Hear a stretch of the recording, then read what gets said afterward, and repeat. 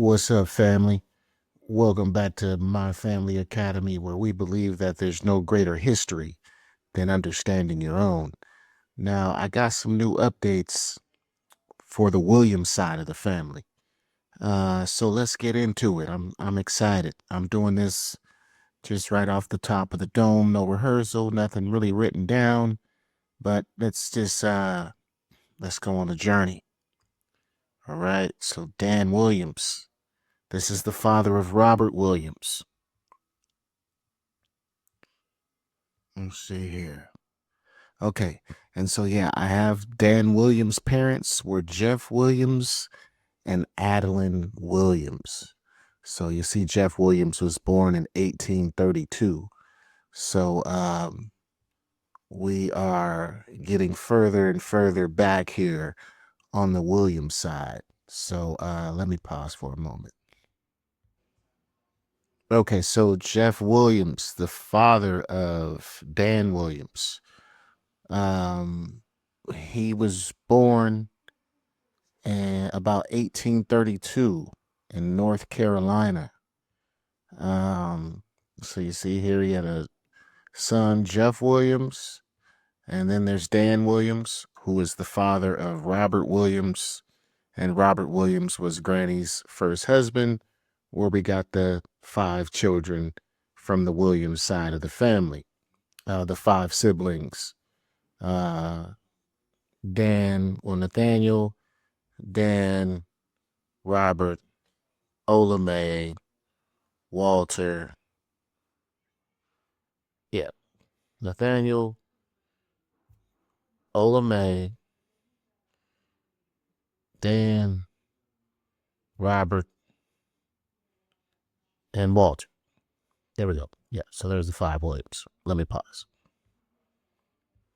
So yeah, so Dan Williams, and then he had another son, Doc Williams, and then he had another son, Henry Williams, and another son, Scott Williams. So the Williams side of the family is really huge, especially in Texas. If we start to learn more about these other family members, because there was quite a few siblings there that he had. So there's one, two, three, so four siblings. So um, uh, Robert Williams, those would have been his four uncles. Yeah, that's deep. But let me pause and see what else we can find out about some of these folks. Give me a moment. Okay, so here is the 1870 census, and I wanna show the details here because this is the common pattern I see on the Williams side of the family, and in relations or in terms of when we hear these slavery stories.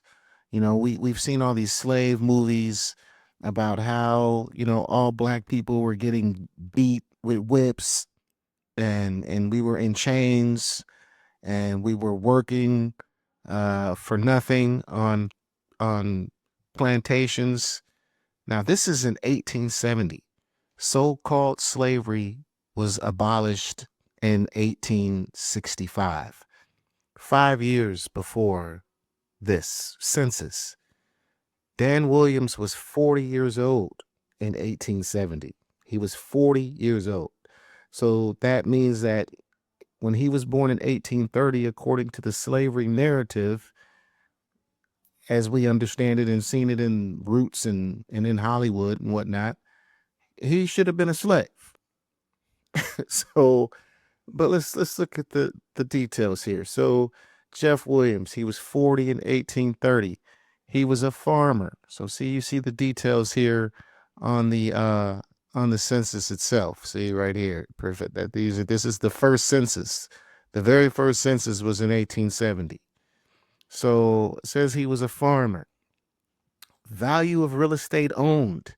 He has the check mark there, the same as Dan Williams had. So clearly in the Williams family, there was land being passed down. The generational wealth was really there. Now, it's a long story as to what happened, but I just want to focus on the fact that here in these records, there's no indication of these people being slaves. Here he is, a landowner. Value of personal estate 150. Place of birth, he was born in North Carolina. And now here's the other thing that I want to show. So he didn't have any of this information. He couldn't read. He couldn't write. Right here. Constitutional relations. Okay, now this is in 1870. He's supposed to be just an emancipated slave, according to the narrative. But it says here, male citizens of U.S. or 21 years of age and upwards. And he has, oh snap, he has a check mark there. So this was supposed to be for, and look, it's a denied voting rights. There's no check mark there. So he was even considered a citizen of the United States in 1870. And there's nothing on here that indicates that he was a slave or an emancipated slave. Now, when you go into the Indian Territory, which is the state of Oklahoma, there you have records of slavery, because that's my father's side of the family. And on my father's side of the family, they were slaves within the Chickasaw Indian tribe, but they were also members of the Chickasaw Indian tribe, and that was common amongst the Indian tribes back in the early 1800s and whatnot, and before. Slavery was no different from what we call employment today. I mean, we're all slaves today because the proverb says that a debtor is a slave to the lender. So if you have any kind of debt, then you are a slave to whoever loaned it to you, because you're responsible for paying it back. And that's everyone in this country. If you got a mortgage, if you got credit cards, if you got a car payment, any debt that you have here, you are a slave to the lender who loaned you that money. So I just want to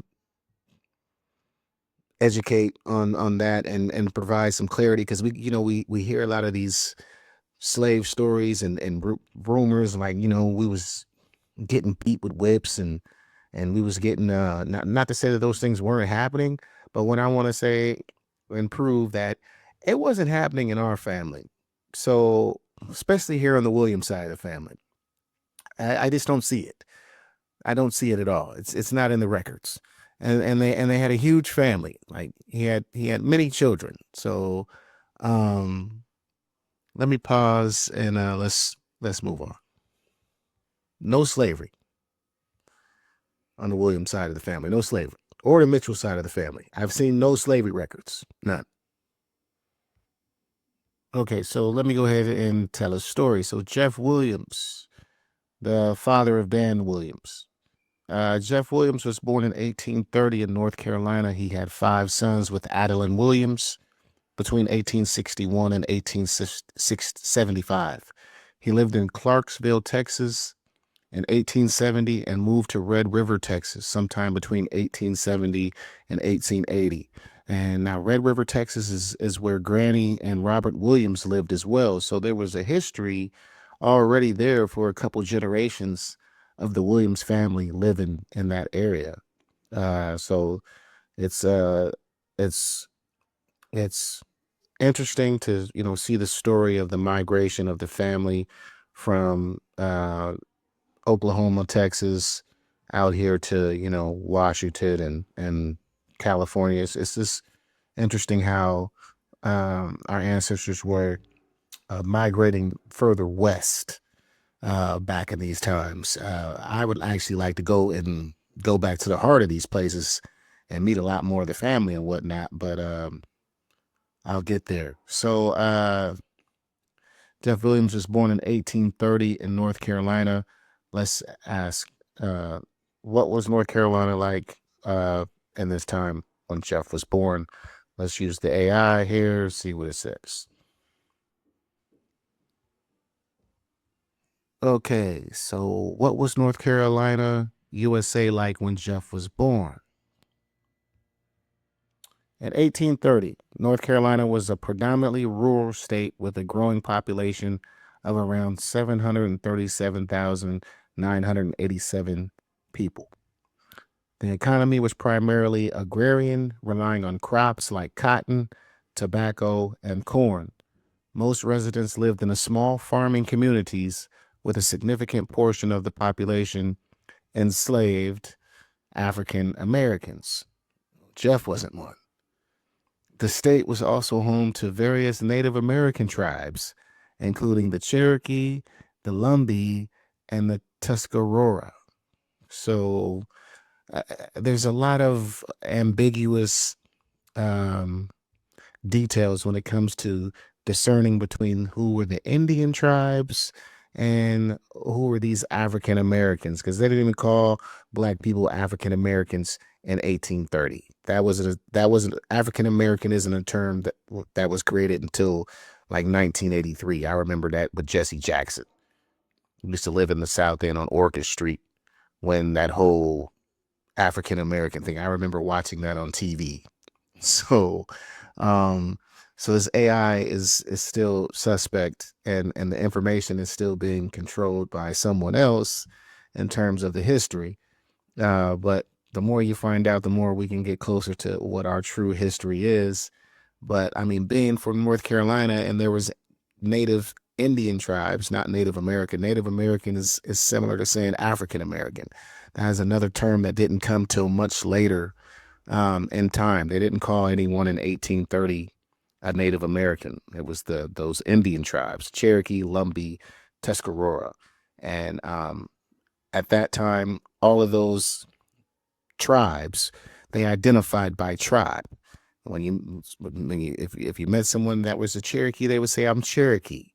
If you met someone that was a Lumbee, they'd say, I'm Lumbee.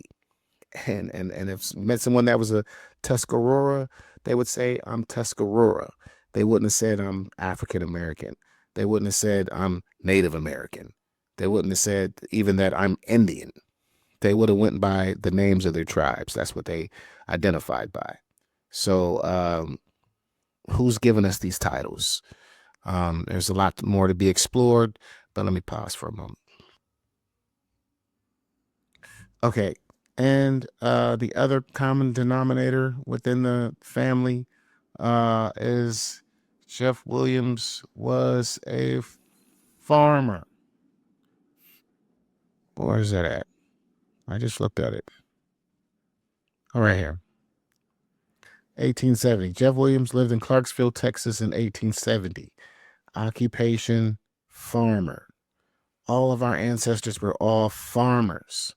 Now, some people did experience slavery. Like I said, on my father's side of the family, there was some indentured servants that were slaves, but they were not getting beat with whips, and they were not in chains.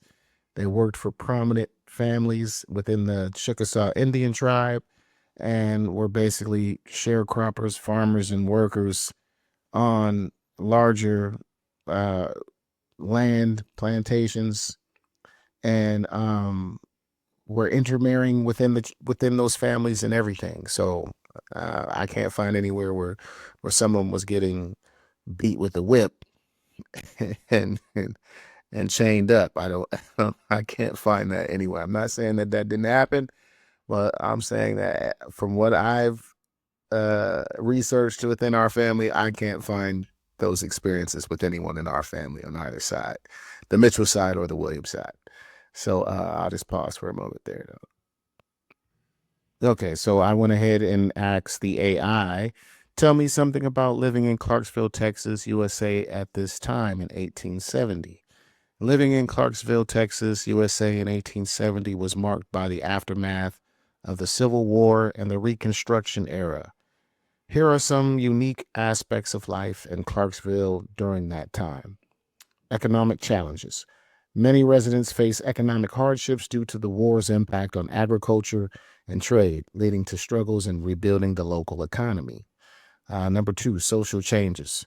The African American population in Clarksville experienced newfound freedom, but also encountered discrimination and challenges in asserting their rights.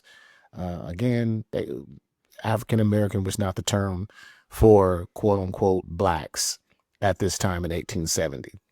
So that's a little questionable. But those experiences were definitely correct, though. But the labeling is off. Number 3, cultural shifts. The town saw a mix of cultural influences as it navigated post-war tensions, with diverse communities working to rebuild and redefine their identities in a changing society. So this is interesting. I would like to know more myself. That's why I like to do this research. But let me pause. Okay, so since I'm on this path, let's see. He lived in 1880. He lived in the Red River, Texas. So let's ask the AI what this was like.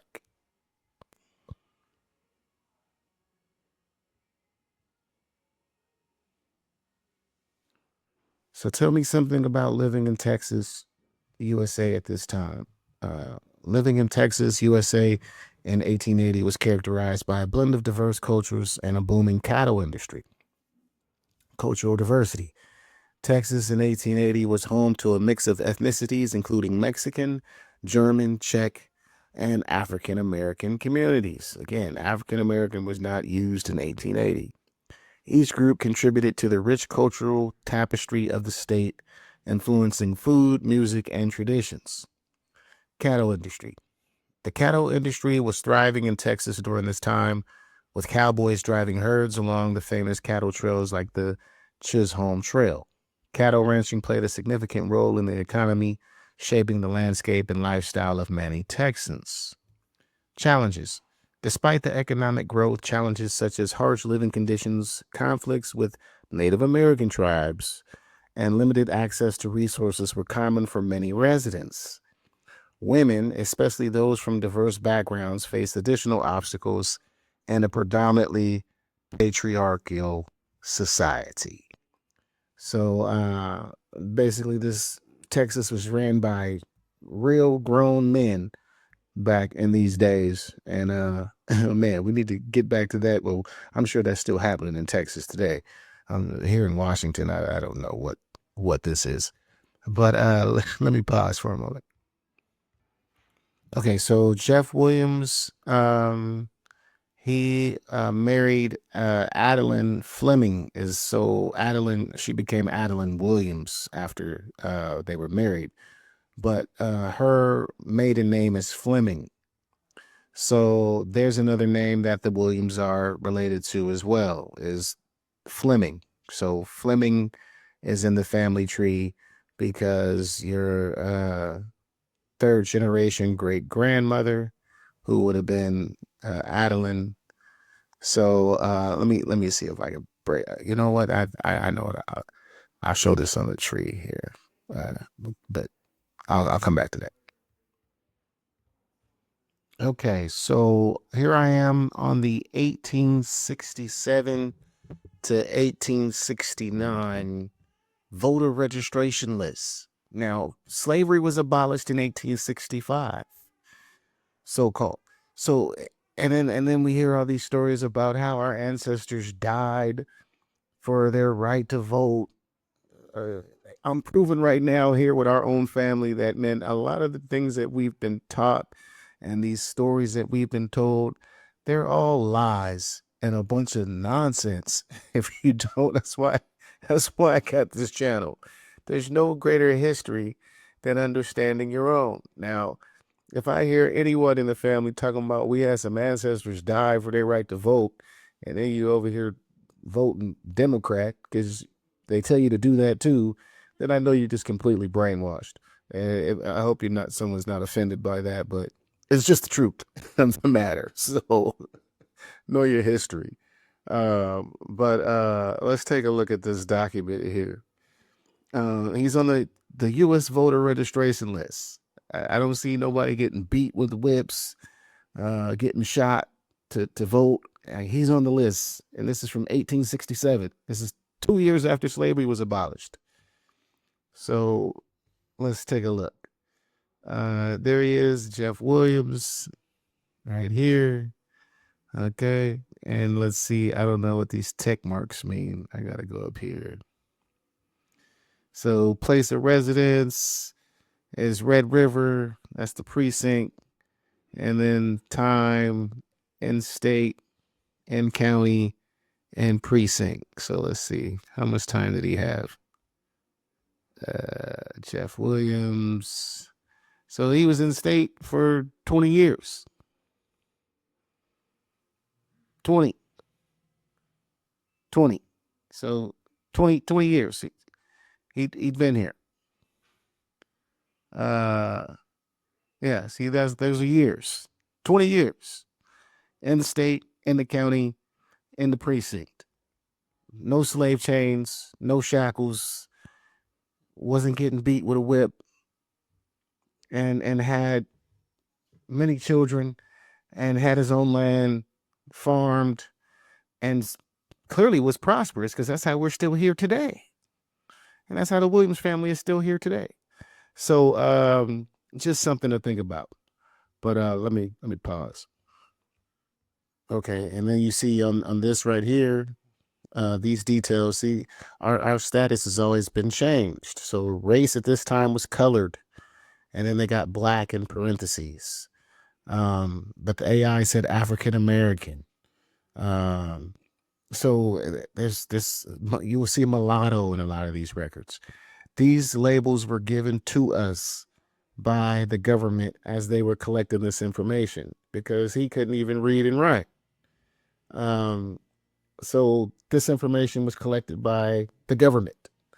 So it's been the United States government that's been telling us these stories about our ancestors, and Hollywood has created all these myths and told us all these stories, and that even our elders have even told us. But the elders should be telling us the real stories about really what was happening. Someone should have some slave memory somewhere in the jail. I don't remember Granny talking about anybody being a slave. An elder somewhere would have known would have been able to tell some direct story or experience that they had. And I just don't recall anyone doing that. And the records are showing the same. So I'll move on. Okay, so here's another record. Here is the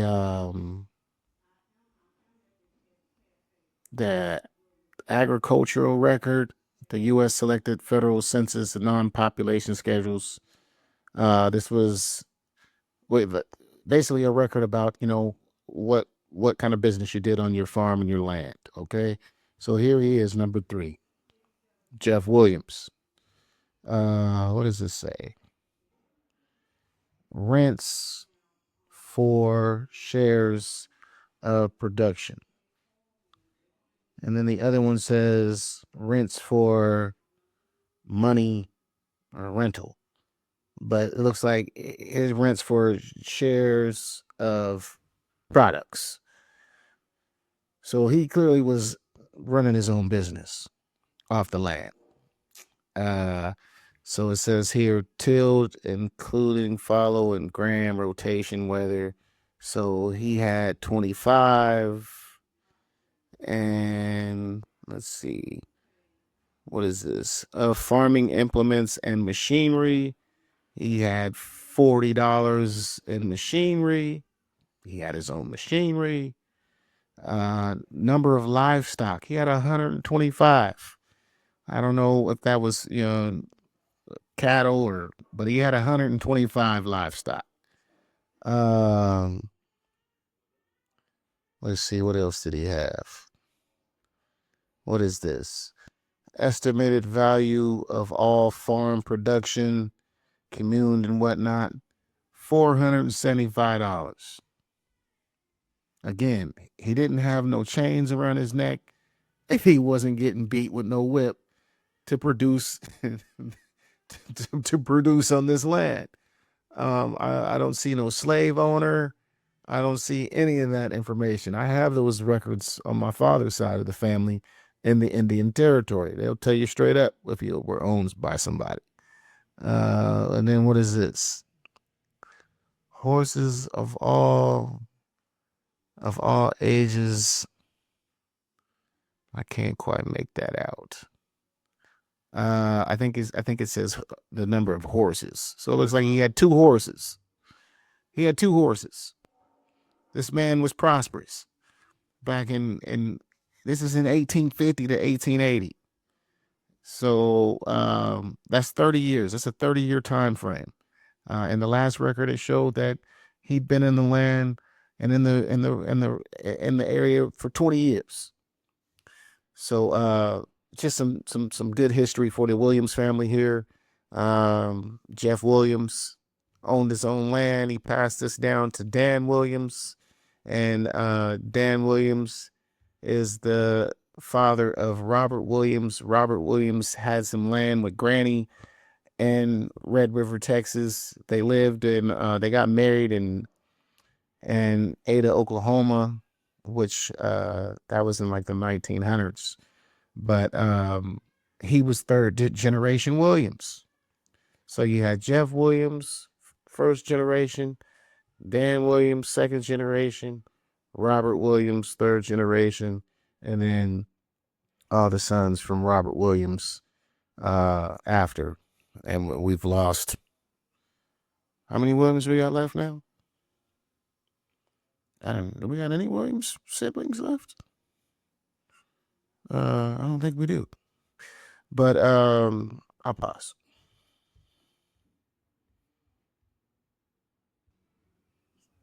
Okay, so just from this tree perspective right here,